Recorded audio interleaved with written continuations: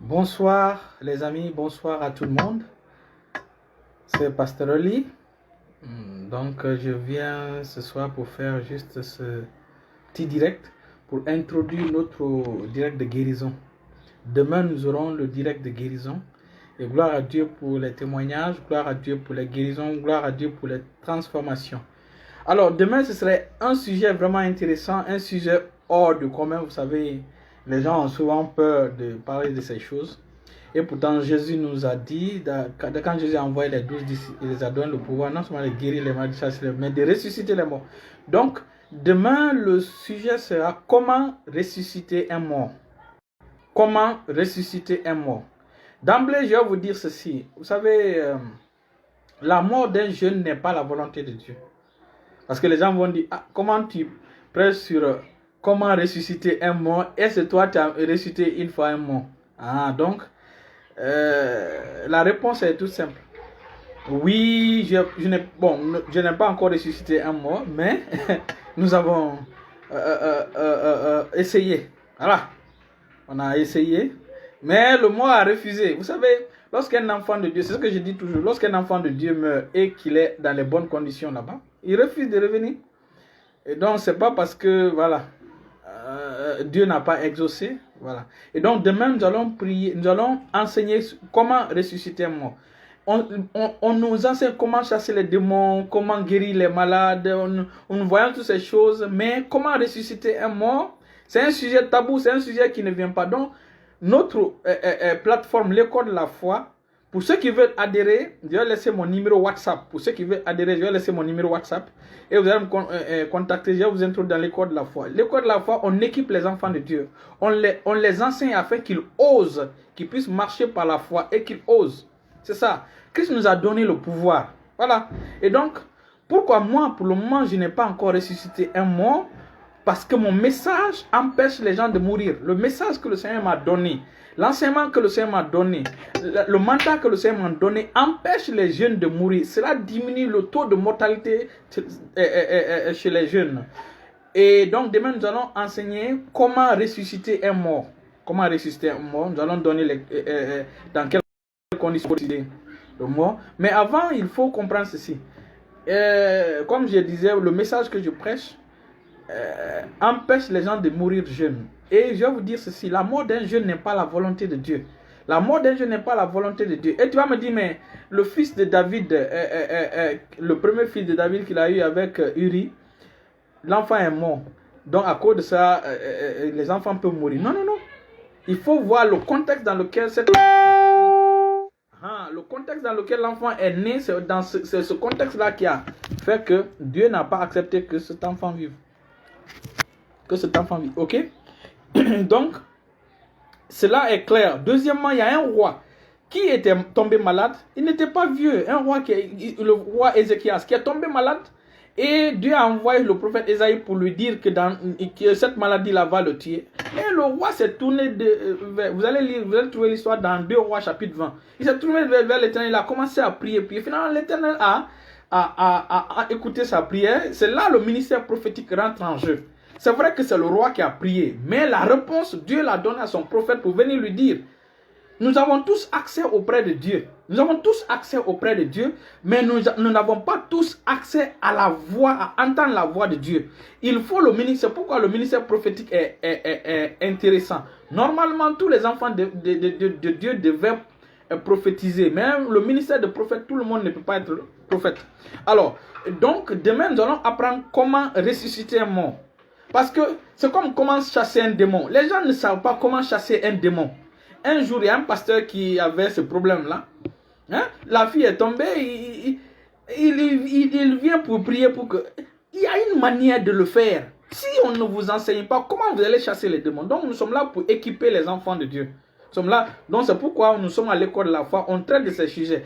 L'école de la foi, les gens vont penser que nous sommes dérangés, ça ne va pas. Mais la sagesse, la folie de Dieu est plus sage que la sagesse des hommes. Vous voyez? Donc on va nous prendre pour des fous, mais nous marchons vraiment dans les choses réelles. Alors, lorsque Ézéchias est allé et a prié, le Seigneur est passé encore par son prophète pour exaucer à ce qu'il a demandé. Dieu a augmenté son âge de 15 ans. Ça veut dire que la mort prématurée n'est pas la volonté de Dieu. La mort, c'est pourquoi souvent dans mes enseignements, j'enseigne, j'ai dit refusez de mourir jeune. Un jour, il y a une dame, une maman, c'est la maman de Mariam Chérif.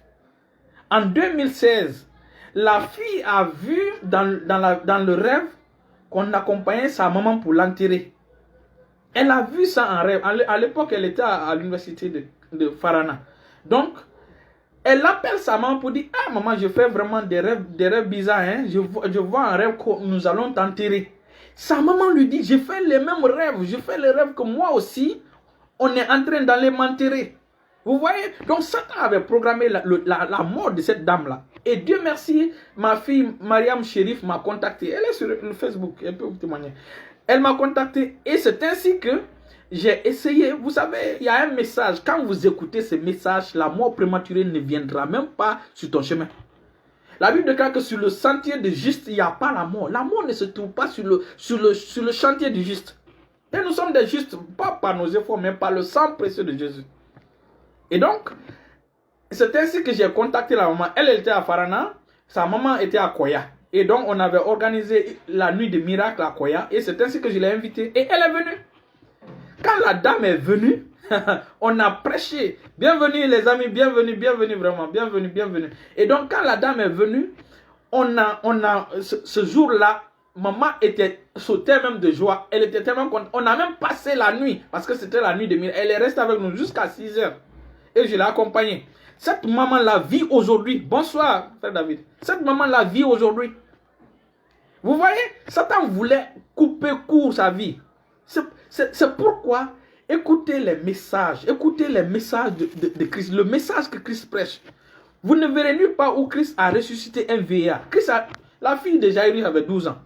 L'enfant de la veuve, imaginez, une veuve. Ça veut dire que son mari est décédé et son enfant unique. Son enfant unique. Satan, après on va dire non, c'est Dieu qui a donné, Dieu qui a repris. Non, ça c'était la parole de Job et non la parole c'était pas de la bouche de Dieu. Et donc, vous savez, non mais c'est méchant. Non seulement Satan, le mari est décédé, la veuve, son enfant unique, Satan vient tuer cet enfant. Et gloire à Dieu, gloire à Dieu, gloire à Dieu. Quand on partait l'enterrer, gloire à Dieu, quand on partait enterrer le jeune, le cortège de la mort et le cortège de la vie se sont croisés. La mort a fait demi-tour. Oui. Nous avons ce pouvoir-là. Christ nous a donné en Matthieu chapitre 10, à partir du verset 5-6, il nous a donné le pouvoir aussi de ressusciter les morts. Il faut que nous développions la foi dans ce domaine-là. Les enfants de Dieu, par un chrétien qui meurt, on veut le ressusciter, refuser. Mais si quelqu'un meurt autour de vous, il n'a pas Christ, et Dieu met dans votre cœur pour pouvoir le ressusciter, est-ce que vous allez oser le faire? Il faut que ces messages soient enseignés. Et la foi vient de ce que l'on entend. C'est pourquoi, demain, à partir de 20h, notre direct, c'est l'enseignement sur comment ressusciter un mort. Il faut que les enfants de Dieu aient cette audace-là. Comment ressusciter un mort? Autant de Christ a ressuscité les morts. Ces disciples ont ressuscité des morts. Et Pasteur Karambiri a ressuscité un mort. Pasteur Raoul Wafo, le gars, l'enfant, c'est sa voiture qui l'a cogné. Il a ressuscité. L'enfant était presque mort. Mais l'enfant est revenu à la vie. Il y a l'homme de Dieu qu'on appelle Edaosa. Archibishop Benson Odaosa. Qui a ressuscité quoi? 6 personnes. 6 personnes. Il y avait même parmi les 6 un enfant qui est tombé, son cerveau même, son crâne était ouvert. Quand il a prié, c'est rentré à sa place. C'est ça. Nous sommes des enfants de Dieu. Nous portons la semence de Dieu en nous. Donc demain, nous allons enseigner sur comment ressusciter un mort. Moi, personnellement, je n'ai pas encore ressuscité, mais dans les visions, le Seigneur m'a montré que je ressuscitais. C'est pas la première fois que j'ai ressuscité les morts, je crois, plus de 5 à 6 fois comme ça en vision. Et ça, c'était à Conakry. La première, c'était à Conakry-Ville. La deuxième, c'était aussi à Conakry-Ville. La troisième, c'était à Bonfi. À Bonfi. Et c'est pas la seule fois que je fais des rêves autour de Bonfi. Et donc, cela ne veut pas dire forcément qu'il faut aller ressusciter. Ça peut aussi être la nouvelle naissance qui est une résurrection. Donc, nous allons donner comment et les conditions. Vous voyez, ressusciter un mort. Donc, demain à 20h, venez massivement suivre le direct, toujours sur mon compte Facebook pour le moment, parce que je ne suis pas encore allé sur ma page. Donc demain, nous allons enseigner sur ces choses. Et je vais terminer par ceci. Quand Ézéchias a prié, l'Éternel, comme j'ai dit, le ministère prophétique, l'Éternel a encore donné la réponse au prophète Ésaïe d'aller lui dire, ok, j'ai compris, j'étais exaucé, tu seras guéri, et j'ai augmenté de 15 ans. David dit, je ne mourrai pas, je vivrai pour raconter les œuvres de l'Éternel. Je ne mourrai pas, je vivrai. N'acceptez pas mourir. La mort n'est pas plus forte que vous. La mort est sous vos pieds. Un enfant de Dieu ne doit pas mourir par une sale maladie comme ça. Non. Les gens pensent qu'il faut grandir, arriver à 50 ans, à partir de 60 ans maintenant, commencer à dégénérer. Merci, gloire à Dieu, Diak Mac. Commencer à dégénérer, commencer à marcher comme ça, comme quelqu'un qui... Hein? Non, c'est pas ça. Moïse, à 120 ans, il avait la vigueur d'un jeune de 40 ans, d'un jeune de 20 ans. Allez voir les héros de la foi, les gens qui ont marché par la foi. Abraham a vécu 175 ans. Jacob a vécu 180 ans. Et Joseph a vécu 137 ans. Caleb a vécu 110 ans. Ou 100 combien? Le fils de Noum qu'on appelle Josué. Josué a vécu 103 ans. Vous voyez? Donc, la longévité, c'est notre partage. Tu peux dire, l'enfant de Dieu est équipé afin que quand la mort se met sur son chemin, quand la mort se met sur son chemin, c'est la mort qui doit fuir, non lui. Vous comprenez? Donc nous avons la puissance. Quand tu reçois Christ, tu reçois la puissance de résurrection. Là, Jésus dit que la résurrection c'est moi, la vie c'est moi. Donc la puissance, cette vie que nous avons reçue, cette vie a la puissance de résurrection. Nous ne sommes pas des hommes ordinaires. Il faut que cela soit compris. Nous ne sommes pas des hommes ordinaires. Nous sommes des humains divins. Nous avons la puissance de Dieu en nous. Donc demain, venez massivement et nous allons enseigner comment ressusciter un mort. C'est le Saint-Esprit qui a donné ce thème-là. C'est le Saint-Esprit qui a donné ce thème. On ne sait pas pourquoi le Saint-Esprit a donné ce thème, mais je sais une chose. Certainement parmi ceux qui vont écouter, ceux qui vont suivre, ceux qui vont écouter, le Seigneur est en train de préparer le chemin pour quelqu'un, pour que la personne puisse expérimenter cela. Tu te rappelles, Jack Mac, il y a ma fille, la femme de pasteur Béni. Elle ne priait pas en langue. Le dernier dimanche, le dernier mercredi que je devais faire là-bas, j'ai prié pour elle, parce que quand elle a reçu, elle a fait un an et qu'elle ne priait pas en langue. Donc le dernier jour, je devais quitter, c'est là maintenant je lui ai dit, j'ai enseigné, puis j'ai imposé la main. J'ai dit, aujourd'hui tu vas recevoir. Pour la première fois, elle n'a pas reçu. La seconde fois, maintenant, elle a reçu. Et quand elle a reçu le parler en langue, c'était en novembre. Je crois que c'est en décembre ou janvier, il y a eu un événement dans la cour de l'église là-bas. Je ne me rappelle plus maintenant. Je ne sais pas si c'était l'oncle de maman pasteur. L'oncle de maman pasteur, elle disait vous savez, elle disait que là où les médecins ont dit que c'est fini pour moi, est-ce que Jésus peut me guérir? Tu comprends? C'est là maintenant, ils sont restés là-bas, le gars est tombé. Le peu de langue qu'elle a reçu pour un mois, c'est cette langue-là qu'elle a prié. Le monsieur s'est réveillé. Supposons qu'elle n'était pas là-bas. Vous voyez, supposons qu'elle n'était pas là-bas. C'est ce témoignage-là qu'on a entendu. Tu vois, les enfants de Dieu ont la puissance de Dieu en eux. Nous ne sommes pas ordinaires. Tu as des maux de tête, mets la main là-bas, prie. Dis au mal de tête de quitter au nom de Jésus. Maux de ventre, dis à la douleur dans ton ventre de quitter. La douleur a des oreilles. La mort entend.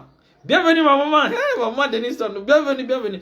Donc demain, venez massivement, invitez vos amis sur cette page-là. Demain à 20h, nous allons enseigner comment ressusciter les morts. Écoutez, nous sommes rentrés dans une nouvelle ère. Dieu veut démontrer sa puissance à travers ses enfants, même des bébés spirituels.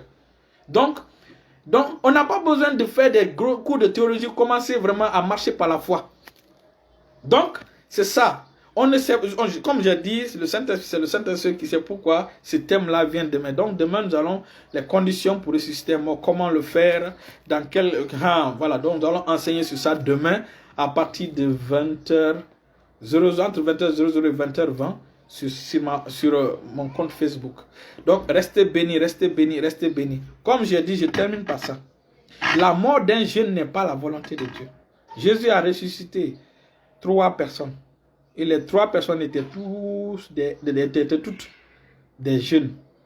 La fille de Jairus qui avait 12 ans. L'enfant d'une veuve de Naïm c'était un jeune.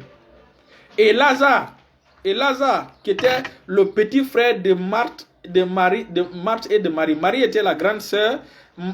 Marthe était la grande sœur, Marie était la petite sœur. Et maintenant, leur dernier petit frère était Lazare. Vous voyez? Donc, c'est pas normal qu'un jeune meure. C'est pas normal. Voilà pourquoi nous enseignons.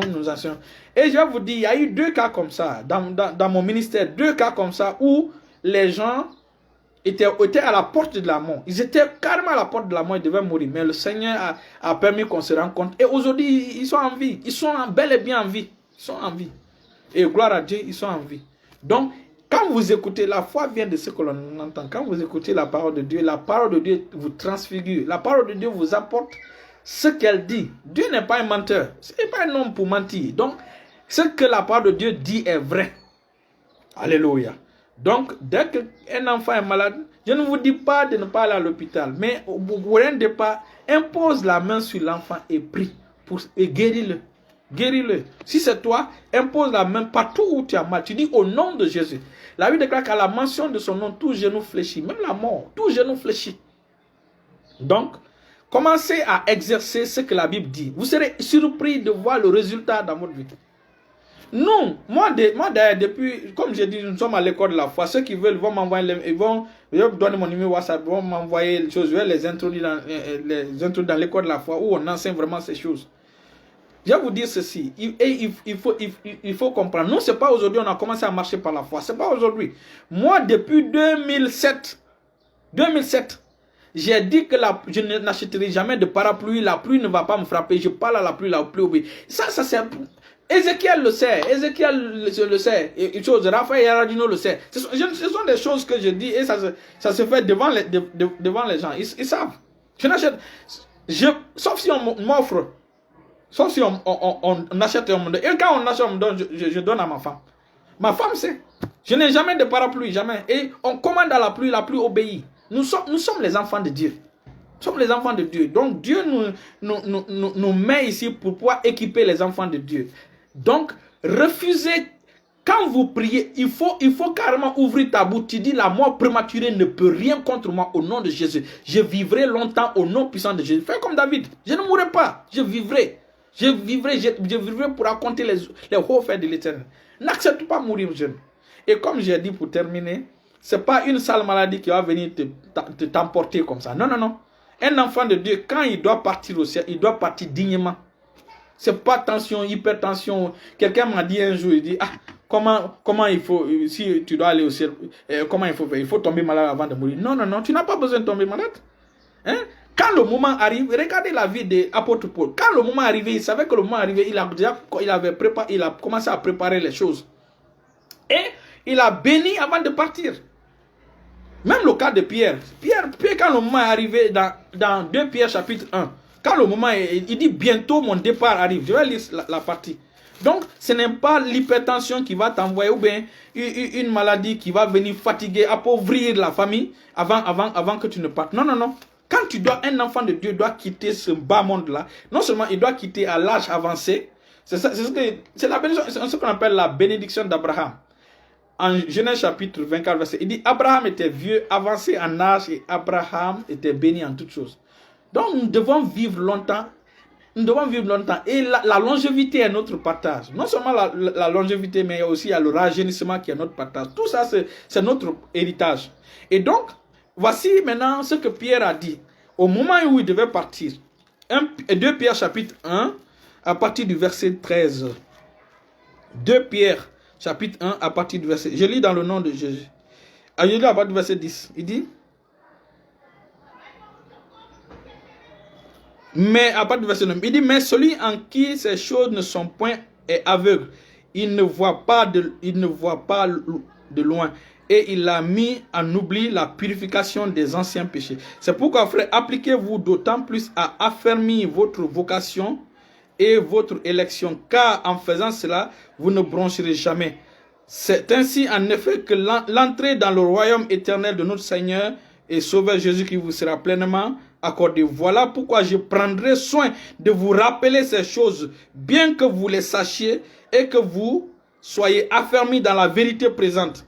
Et je regarde comme un devoir aussi longtemps que je suis dans cette tente. Vous voyez, aussi longtemps que je suis dans cette tente, il parle ici de son corps. Il dit de tous tenir en éveil, en éveil par des avertissements. Il dit car je sais que je la quitterai subitement. Vous voyez, à verset 14, il dit car je sais que je quitterai cette tente-là subitement, ainsi que notre Seigneur Jésus me l'a fait connaître. Vous voyez, le Seigneur Jésus l'a déjà fait connaître qu'il va quitter subitement. Qu'il va quitter subitement. Même l'apôtre Paul a dit ainsi. L'apôtre Paul a refusé de mourir. C'est le seul dans la Bible où on l'a lapidé, on a considéré mort, on l'a jeté hors de la ville à Lystre. Il a rebondi sur son chemin, il est rentré dans la même ville pour prêcher. Il a refusé de mourir. Il a fait 24 heures sous l'eau, sans masque et de bonbons de gaz. 24 heures au fond de l'abîme, au fond de la mer, sous l'eau, sans mourir. C'est quelqu'un qui a refusé de mourir. Quand le moment est arrivé, le Seigneur l'a averti. Et c'est comme ça les enfants de Dieu doivent partir. Les enfants de Dieu doivent partir dignement. Nous ne devons pas partir par accident ou par... Non, non, non. Ce n'est pas la volonté de Dieu. Il faut que ces choses soient enseignées pour que les enfants de Dieu exercent leur foi. Et pour qu'ils puissent vraiment... que ces choses puissent manifester. Si si moi... C'est pas aujourd'hui qu'on commence à enseigner ces choses. Satan pourrait me bouffer à tout moment. Mais ces messages-là, quand vous écoutez, Satan fuit. Il fuit de vous.